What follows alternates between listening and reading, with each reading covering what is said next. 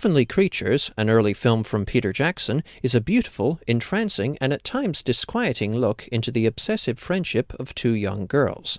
The film is based on the true story of Pauline Reaper and Juliet Hulme, played by Melanie Lynskey and Kate Winslet respectively, two New Zealand schoolgirls who murdered Pauline's mother to prevent them from being separated. Heavenly Creatures is a highly effective psychological drama as it draws us deep into the fertile minds of its protagonists through Winslet and Lynskey's staggering performances, especially impressive considering that this was their feature debut, Lynskey's narration from the real Pauline's diary, and the vibrant, fanciful imagery. Juliet and Pauline created a fantasy world called Barovnia, in which their idols, such as James Mason and Mario Lopez, are saints, and Barovnia and its royal family, which become increasingly real to them, are brought to life through lush sets and magical claymation-inspired imagery. The film is very emotionally engaging, as it leaves you in two minds about the girls' relationship, and your reaction changes organically with the narrative, but not in a way that feels manipulative. Their intense, intimate friendship is beautiful, as they clearly love each other deeply, and we are initially saddened by their parents' disapproval of their friendship and presumptions of homosexuality, which was considered to be a mental illness in the 1950s.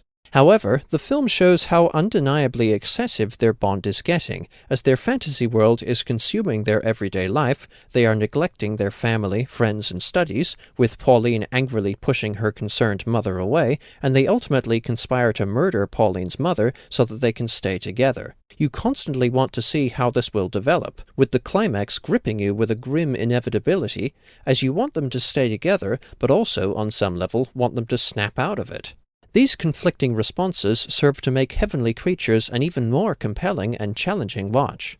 One final thing is that Heavenly Creatures could be seen as a little dated. The film is set from 1953 to 1954, with period-accurate costumes and locations, and the proud tourism ad for Christchurch at the beginning carries the cheesy optimism that characterized much of 50s media, and which the Fallout series took and ran with. I have never liked hearing the complaint that a film is dated. A film with antiquated ideals or lame effects can look outdated, but if a film has the best effects the filmmakers could manage at the time, or is true to how people thought and felt at the time, then it should still be judged on its own terms now. But I will stand by my view that Heavenly Creatures is dated, and show, for once, how that's a good thing. The real Pauline Reaper, who had become a successful mystery novelist under the new name Anne Perry, has stated that while her and Juliet's relationship was obsessive, they were never lesbians, but the film seems to emphasize the homoerotic quality of their relationship. Homophobia is still a sad blight on modern society, and speaking as a straight person, I am not trying to speak for any of my gay viewers and the family disapproval and stigma you may have gone through, but I think it's fair to say that we live in a society far more accepting and respectful towards homosexuality.